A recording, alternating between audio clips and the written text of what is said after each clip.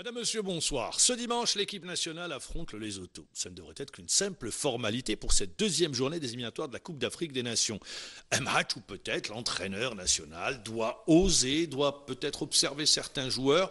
Alors, un match pour la forme ou un match à prendre très au sérieux, ne pas sous-estimer l'adversaire, ça ne sera pas qu'une simple formalité. Pour répondre à cette question, 3 journalistes aujourd'hui, et non des moindres. Salabé Aboud d'Infosoir, bonsoir. Bonsoir. Radouane Bendeli. Bonsoir. Bonsoir. Mohamed Saad, bonsoir. Bonsoir, maman. Messieurs, simple formalité, le Lesotho? Un match de football n'est jamais une formalité, vous le savez. Bon, je vais parler comme les entraîneurs. Au vu du standing des deux formations. Mais c'est vrai que si on prend par exemple le classement FIFA, il n'y a pas photo.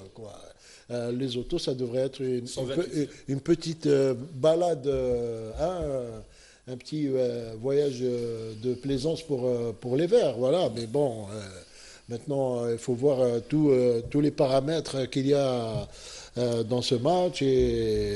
Déjà, il y a des forfaits, Mohamed Saad. Ah oui, c'est justement pour ça que je voulais lancer. Vous lui tendez la perche. Je lui tends la perche. Non, moi, je me pose une question. Est-ce que ces forfaits auraient eu lieu si on avait joué un match de Coupe du Monde, un match qualificatif en Coupe du Monde? Moi, je suis convaincu pour vous, que des joueurs... ce que vous dites, Mohamed Saad, en d'autres termes, certains joueurs choisissent leur match? On ne va pas aller jusque-là. D'accord. On va pas aller jusque-là parce que les blessures, elles sont réelles. Mais je sais que ces blessures-là... Mahrez blessé a effectué le déplacement. Voilà. Moi, j'aurais aimé que les joueurs viennent ici, voir le staff médical de l'équipe d'Algérie et éventuellement retourner chez eux ou dans leur club. Salabé Aboud, est-ce que, je vous pose la question, c'était pas l'occasion pour l'entraîneur national de voir à l'œuvre, on l'a bien dit, Radouane l'a dit, il a rappelé, vous l'avez rappelé, le classement FIFA du Lesotho, de voir à l'œuvre, par exemple, des joueurs locaux, et vous, quand j'aime pas le terme, j'aime pas un joueur, des joueurs évoluant dans le championnat national. Alors on va le dire faire comme ça. Où vous voulez en venir? À Belaïli. Par exemple. Oui, par exemple, mais moi je dirais, comme l'a dit Radouane, ce n'est pas une formalité, c'est un match de qualification pour la Coupe d'Afrique, donc il faut le prendre au sérieux. Bon, il me fait rappeler un peu le match de Blantyre contre le Malawi, parce que bon, c'est un adversaire modeste, mais sur un terrain... Un peu plus modeste. Un peu plus modeste, oui, sur un terrain synthétique. Bon, ça peut être plus ou moins compliqué, mais normalement, les Verts devront gagner. On verra un peu, est-ce qu'il y aura la manière, parce que c'est ce qu'on cherche avec cette équipe de Gourcuff depuis quelques mois. C'est la manière. Depuis un an. Oui, depuis les éliminatoires de la Coupe d'Afrique 2015. Alors messieurs, sans être chercher la polémique, on est obligé de revenir aux déclarations des uns et des autres. Je ne sais pas si vous l'avez lu, la déclaration de Christian Gourcuff, à la question de savoir est-ce que l'absence de Bentaleb et de Farouli allait peser. L'entraîneur national a dit, s'il vous plaît, eh bien oui, je regrette leur absence. À la question de savoir si Belaïli, son absence, a manqué le fait qu'il ne vienne pas, il a dit, je ne parle pas des absents. Est-ce que vous ne pensez pas que dans la gestion de la communication de l'entraîneur national, il y a des erreurs en termes de communication? Déjà quand il dit je ne parle pas des absents, il parle des absents quand il parle de Bentaleb. C'est pour ça. Oui. Ils sont absents. Donc c'est incohérent. Quoi. Non, parce qu'il avait peut-être... Et il ne voulait pas parler du cas Belaïli parce qu'on ne le veuille pas, c'est un cas. Il y a un cas aujourd'hui. Il y a un cas Belaïli, il ne voulait pas aller loin. C'est pour ça qu'il a coupé. Il a botté en touche pour éviter de répondre à certaines questions peut-être sans doute embarrassantes. Pour vous, ce match contre les Autos, je reviens. Est-ce que pour vous, l'entraîneur va apporter des changements ou va maintenir à peu près la même colonne vertébrale? Déjà, au regard des séances d'entraînement, notamment celle d'hier, je pense que l'équipe s'est déjà dessinée. Donc, ah bon? Qui vous voyez? Avec Doura dans les buts, Zefan à droite et Roulam à gauche. Dans l'axe, vous avez Mondi et Medjani. Après, je pense qu'il a fait déjà le choix de Msloup à côté de Taider. Après, c'est Brahimi et de Boudebous. Et puis, bon, Mahrez et Slimani pour la Soudani, non. Alors justement, Soudani, non, et il y a eu toute une discussion hier entre le sélectionneur et Soudani pour essayer de le convaincre sur ce choix. Messieurs, justement, cette paire, Soudani-Slimani, elle a donné entière satisfaction sous l'ère Halilhodzic. Rappelez-vous, ils étaient quasiment sur chaque match buteurs, si ce n'était pas Slimani, Soudani ou les deux en même temps. Titulaire et buteur. Ouais, alors, titulaire, c'est sûr. Mais est-ce que vous ne pensez pas que, justement, on aurait dû maintenir cette paire? Je voudrais d'abord poser une question qui est de fond, primordiale aujourd'hui. Et le problème qui se pose, c'est que on voit jamais la même équipe sur 2 matchs. L'équipe nationale aujourd'hui, moi je me demande franchement. Sur la défense, elle ne change pas. Non, elle change quelquefois. Elle change. Obligée, Bon. mais sur le match des Seychelles et cette fois-ci, elle ne change pas. Non, mais pour le reste, ça change trop souvent. Regardez les équipes nationales à travers le monde, vous connaissez à l'avance les 11 joueurs qui vont jouer, l'équipe d'Allemagne, l'équipe de... Oui, mais là, il a des blessures. Il a des blessures. Bentaleb n'est pas là. Il tente le cas Mesloub. Oui. Il fait... Que j'ai dit le cas, pardon, c'est pas un cas. Il fait rentrer Mesloub. Mais ça pose un véritable problème. Ces blessures, ces absences, ces forfaits. Déjà que tu n'as pas une équipe. beaucoup de temps. Si on veut, déjà avec les dates FIFA. Si on veut avoir une équipe forte, il faut qu'elle soit stable. Il faut qu'elle joue sur plusieurs matchs. Les joueurs jouent après les blessures, on peut changer poste par poste. Mais voilà. on ne peut pas avoir 5-6 blessures pour un Donc, match. Redouane, vous ne répondez pas à la question. Le duo d'attaque. Alors, Slimani, Soudani, qui a fait, rappelons-le, les éliminatoires Coupe du Monde. On aurait dû le maintenir, parce que Slimani, on connaît ses qualités de buteur, il est présent. Dernière journée du championnat du Portugal, il a marqué le 2e but du Sporting. Et Soudani également, très bon à gauche, il a toujours donné satisfaction, il a été même non seulement passeur décisif, mais buteur, il a marqué plusieurs buts. Mais dans ce cas, il faut enlever Boudbouz, parce que... Il vient d'arriver. Mahrez, on ne peut pas enlever un joueur comme Mahrez qui... Il vient d'arriver. Peut-être c'est le meilleur joueur de l'équipe nationale actuellement, le plus en grande forme. 4 buts dans le championnat d'Angleterre. Mais peut-être c'est pas prendre un risque, faire jouer Mahrez diminuer physiquement. Bon, après, il y a un staff médical, je crois que sur place, ils vont décider. On ne peut pas le dire à leur place, mais enfin, moi je maintiens pour dire que l'équipe change trop souvent de composantes au fil des matchs. Alors, messieurs, Mesloub, très bien. Il est appelé en équipe nationale, il joue à Lorient, plusieurs fois son nom a été cité, l'entraîneur ne l'a pas appelé, il appelle sur cette entame de saison. Il appelle Mesloub, qui joue avec Lorient, qui est en grosse difficulté dans le championnat de France, et dans le même temps, on voit, il n'ouvre pas la porte à d'autres. Est-ce que ça ne pose pas un problème?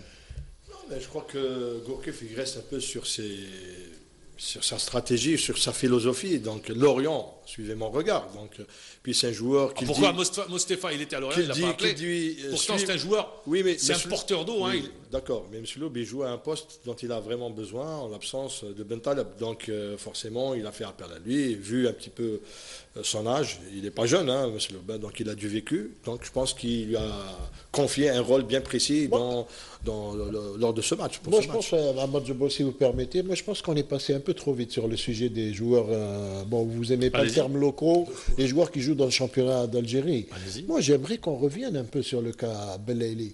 Moi, je dis que ce joueur-là qui est en train de faire des merveilles à l'USMA, mais vraiment, c'est l'homme clé de l'USMA. Moi, je suis époustouflé par le jeu qu'il produit, par les buts, il est efficace. Il est passeur-buteur. Bon, maintenant, il faut qu'on nous dise clairement c'est quoi le cas Belaïli en équipe nationale. Peut-être qu'il n'entre pas dans les plans de l'entraîneur national, Mohamed Saad.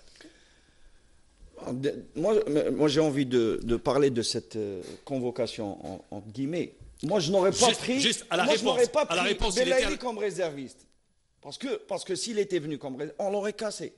Soit il vient dans le groupe, soit il ne vient pas. Vous rejoignez Chaban Mesran qui disait la même chose il y a une semaine en disant on ne prend pas Belaïli comme réserviste. Mais dans le même temps, pour revenir à la conférence de presse, puisque Redouane Ben Ali nous a emmenés sur le terrain de Belaïli, du cas Belaïli. C'est important. Important. L'entraîneur national a dit sur son poste, nous sommes bien pourvus. C'est un joueur d'exception. Aujourd'hui, on le voit. C'est un joueur.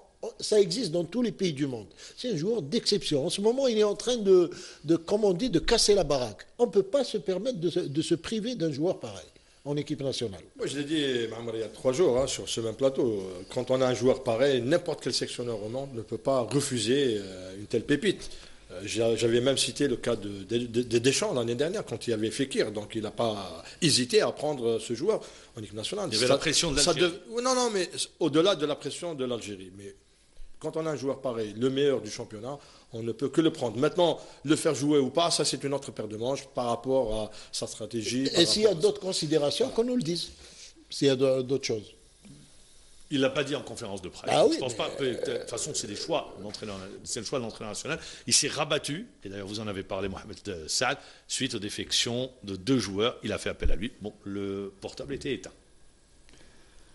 Ouais, moi, j'aurais éteint mon portable. Donc vous dites, réaction tout à fait justifiée. Il y a également les joueurs, l'ego des joueurs. Je voudrais revenir sur un aspect. Sur ce type de match, est-ce que ce n'est pas sur ce type de match qu'on doit voir ou observer ou donner la chance à certains joueurs? Oui, bien sûr. Si on ne lui donne pas sa chance. Contre les Lesotho. Aujourd'hui, quand est-ce qu'on va lui donner sa chance? Contre l'Éthiopie en Éthiopie. C'est-à-dire les mettre dans les meilleures conditions, en d'autres termes. Enfin, moi, je pars du principe qu'un joueur de foot, c'est un joueur de foot. S'il a le niveau de jouer contre le Lesotho, contre l'Allemagne, il jouera son match. Donc le problème n'est pas là. Maintenant, reste à savoir, est-ce que le sélectionneur fait confiance à ce joueur? Est-ce qu'il le connaît bien? Est-ce qu'il veut vraiment lui donner sa chance? Est-ce qu'il veut faire de lui... Parce que Belaïli en équipe nationale, ça va faire bouger pas mal de lignes, parce que quand vous avez Brahimi, les cadres qui sont là, quand on a un Belaïli, ça peut changer la donne. Carrément. Ça donne également des solutions à l'entraîneur. Et ça donne des solutions. Ça lui offre également d'autres options.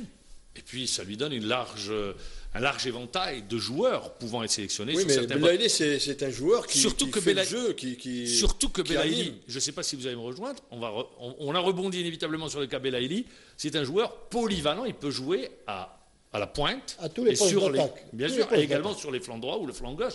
Il est capable de le faire, on l'a vu, il est électron libre au niveau de l'USMA d'Alger.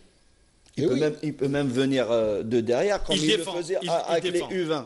Avec les U20, il jouait en milieu de terrain. Oui. Tout à fait. Moi, le cas Belaïli me rappelle un peu le cas Djabo avec Ali Lodzic. À une certaine époque, Ali Lodzic, je ne voulais pas entendre parler de lui. Non, pourtant, Djabo était au milieu de sa forme. Il était merveilleux dans le championnat tunisien.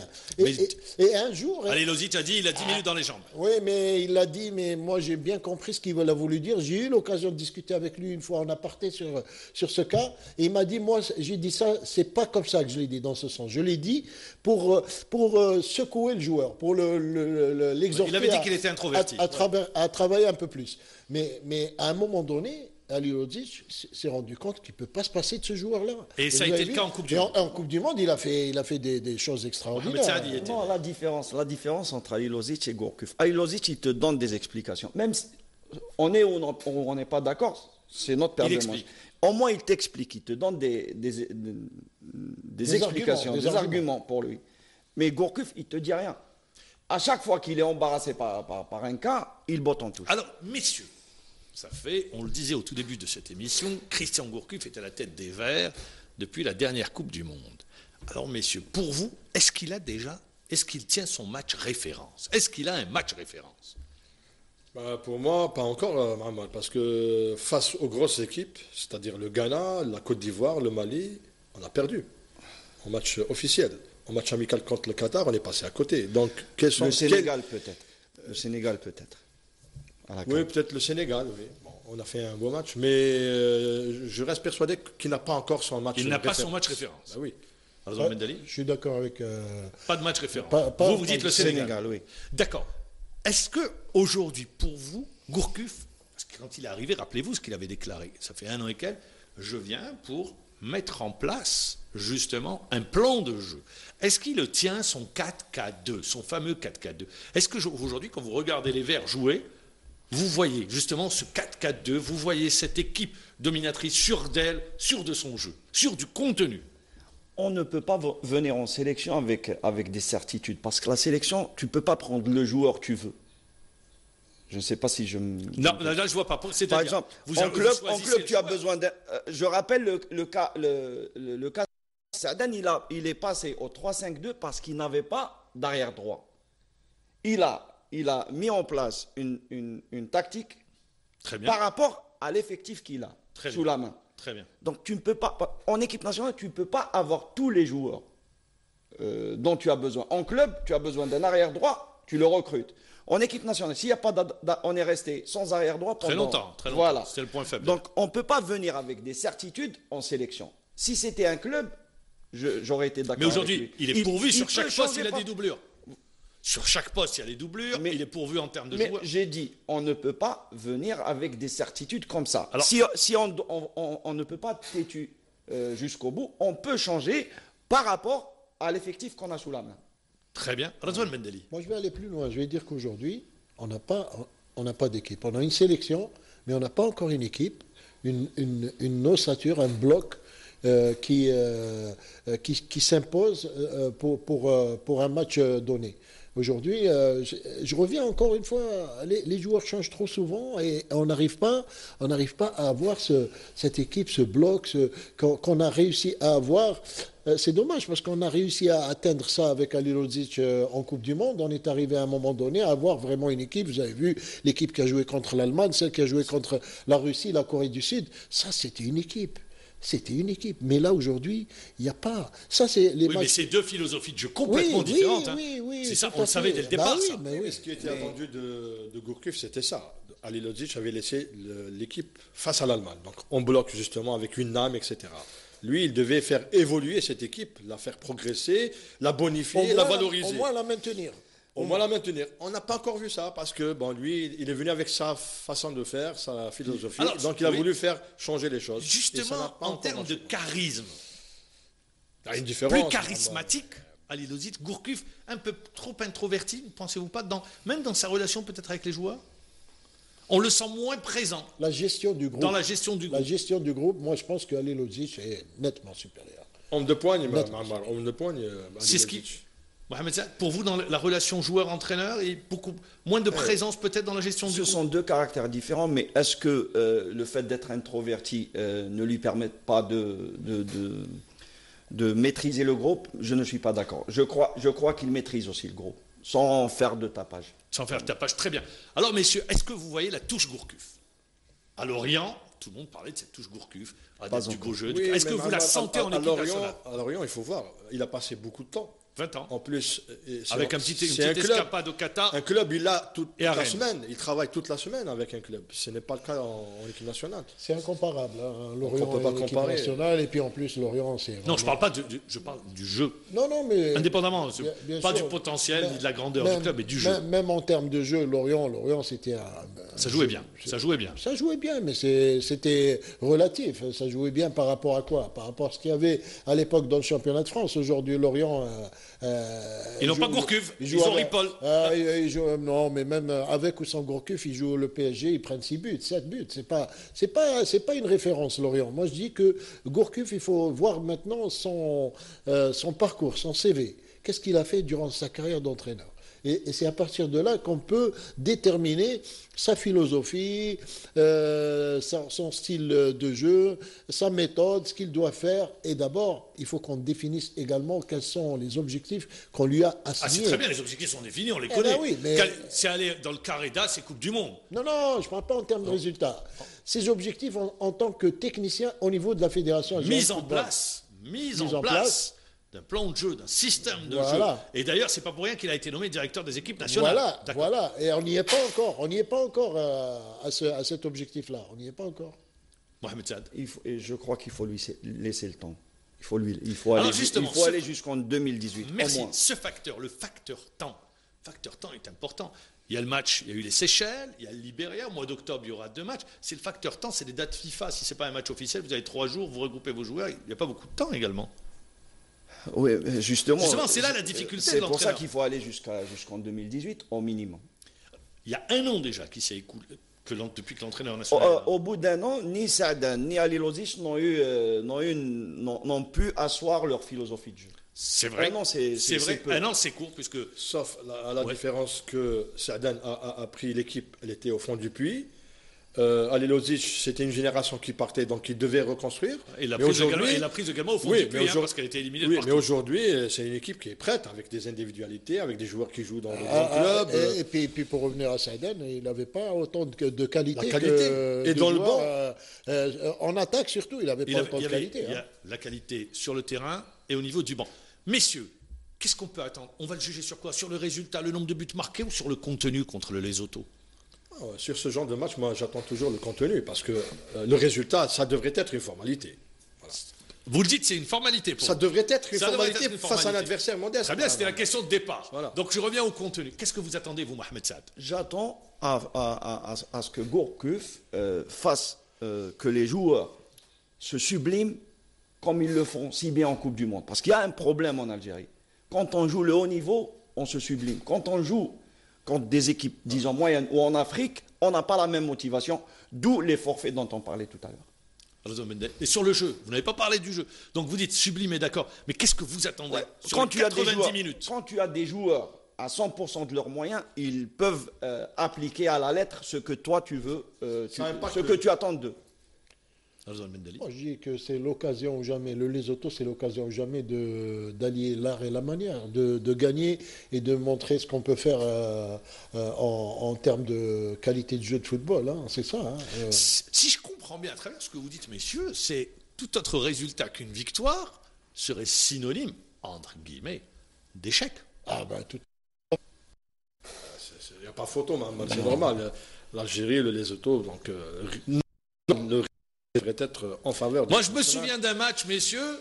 On jouait le Malawi, Algérie-Malawi. Vous savez, c'est une formalité, le Malawi. On prend 3 buts. Hein. Mais c'était dans une phase finale de Coupe d'Afrique. C'était le premier match. Donc c'est pour ça que je dis, il faut faire attention.